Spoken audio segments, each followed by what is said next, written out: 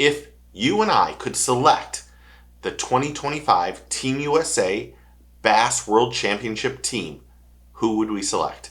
That's what we're going to talk about right now. If you like this kind of content, click that like and subscribe button to become part of the team and family. And thank you. Thank you to all the new subscribers. Thank you to all the new members. Thank you to all that participate and comment on the channel and are interactive. I am so humbled and sincerely appreciative of all of you. So thank you. But if you're not a subscriber, you should be. It's quick, easy, free, and all you gotta do is click that button and you make my day. So click it and welcome to the team. Team USA came in 4th place in this year, the 2024 Bass World Championships in Italy. It's unacceptable. Now, I know there were some issues that they had, I think. I know Scott Martin had to leave, and they might have had some boat issues. But we are the best anglers on earth. That's my opinion. Our elite anglers and the BPT anglers, and even the anglers that are in the invitationals and opens and BFL and MPFL, we have some of, if not the best anglers out there. There's no question of that. There's a lot of great anglers throughout the country, but if you took a consensus, I think the anglers on the BPT and the elites that are from the United States are some of the best, if not the best, out there. And we now have an opportunity, really, not really, to select 6 anglers to compete in 2025. I thought it might be fun to go over where they're going in 2025, talk about the lake, and then select 6 or 7 anglers that we think would make a great team. Now, I want your information or your selection also. So at the end of the video, after you hear about where they're going and about the fishery, put the 6 or 7 anglers you think should be on Team USA for 2025. Now, there is a selection committee that selects Team USA year after year.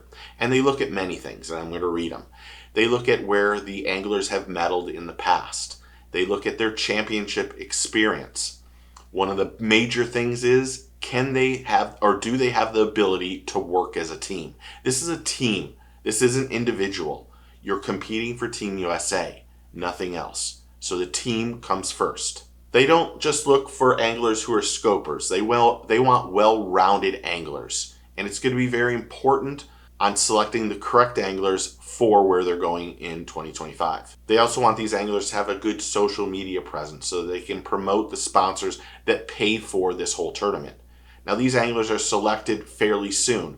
There is a committee that they put together to select the right group of anglers. I should mention, I've done this video 3 times. The first time I did it had some wrong information, and I didn't have any information on how the anglers were selected. Some of the team captains and the members and the president from Team USA emailed me and also texted me a lot of information.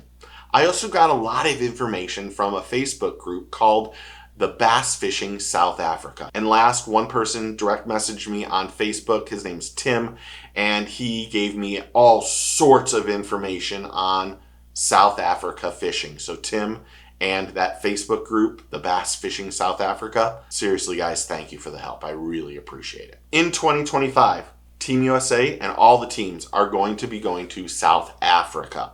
They're going to be fishing Arabie Lake. Now, this is a dam, really. This is about 4 hours from Johannesburg, and they're going to fish in early November of 2025. Now, the lake is known for several things. It's known, first off, for giant crocodiles.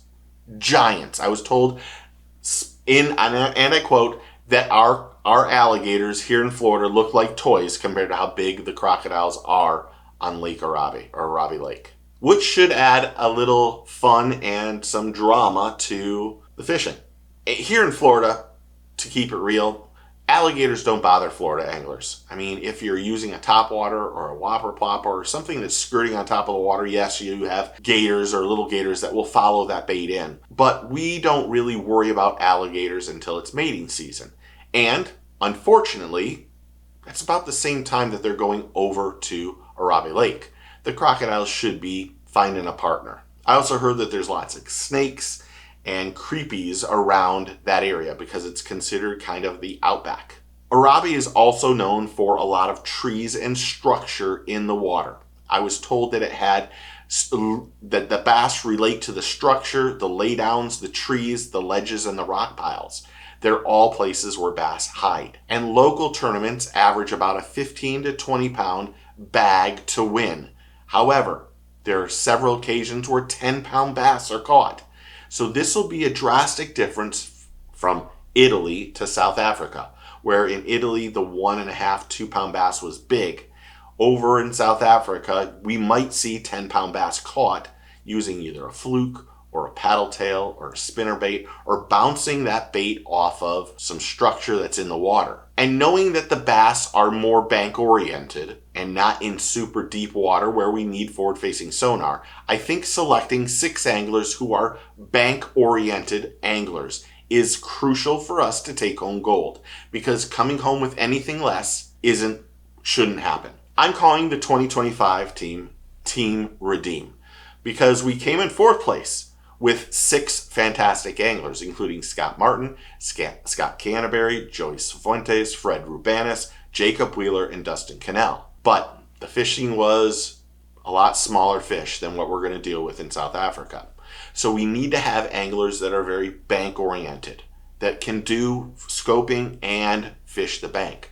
And these are the 6 anglers I really think have a great shot at bringing home gold, because there's nothing else that will satisfy us as Team America. Those 6 anglers include John Cox. John is well recognized as one of the best shallow water anglers ever. He's a great sight fisherman. He can do it all. There's no one better, in my opinion, than John Cox. I know he's a friend. I know that has an influence. But when you look at his record at shallow water fishing, there's really no one better than John. My second angler is Ott Defoe from the BPT. Ott is absolutely ridiculous again at shallow water structure fishing. Ott is known as a champion. He's won plenty of events. He's won a classic. He has the pedigree of championships to qualify. He knows the stress that you can be put under when you're in a championship mode. Ott is without a doubt one of the best anglers on earth. He can do everything, and he's a great angler to be selected for the 2025 team. Next, I think I would select Justin Hamner. Having that classic win and knowing what it takes to win, know what it takes to deal with the stress. I like that he can fish shallow, but he can also scope. I think there needs to be a well-rounded angler here. I think that if you're more bank-oriented, it would be great, but I think having both could be beneficial. Justin fits the needs of everything we need for an angler. My 4th selection would be Patrick Walters. Patrick is arguably one of the best anglers on the planet. I think he can win anywhere. I think he can fish shallow. He can fish as a scoper. We've seen him win or do extremely well on the elites and then go over to the other organizations like the MPFL and even do better. When you put Patrick Walters on a team, he can fit anywhere. He can do whatever we want. And I think if you had Walters and Hamner on the boat together, you have a great opportunity of that being one of, or not the best team there is. My next angler I would select would be Brent Ayler. I think Brent can do it all. I want anglers that can fill the whole wide style of fishing. Fish shallow, fish finesse, fish power bait, fish it all. Brent can do it. And Brent's been known as one of these anglers that can win and be successful anywhere in any place. Last but not least, I would take Jay Shakurat. Jay catches in more bass events other than the Johnston brothers, more than anyone. Jay just knows how to get it done. He knows what it takes to catch fish when stressed and how to get them back to the boat and win. How to get them in the boat and win. Jay is a fantastic angler that can do all of it. I think if you put the first 2 anglers together, you have Ott and you have John Cox together. That's almost a ridiculous team. I also look at, if you didn't know this, Ott can cast with both hands. So he can go left or right-handed. And that has a big influence on who's on the boat and why. and then you have Jay and Brent together, I think pairing those guys up would be unbelievable. And if there's one guy I think that should be on the team that's just slightly a hair off of it, would be Greg Hackney. And I think Greg Hackney, while doesn't scope a lot, he just catches fish everywhere and can fish shallow. He knows what it takes to win. He learns things fast, and he is really dialed into the style of fishing that Arabie Lake is going to fish. He's more that shallow water angler.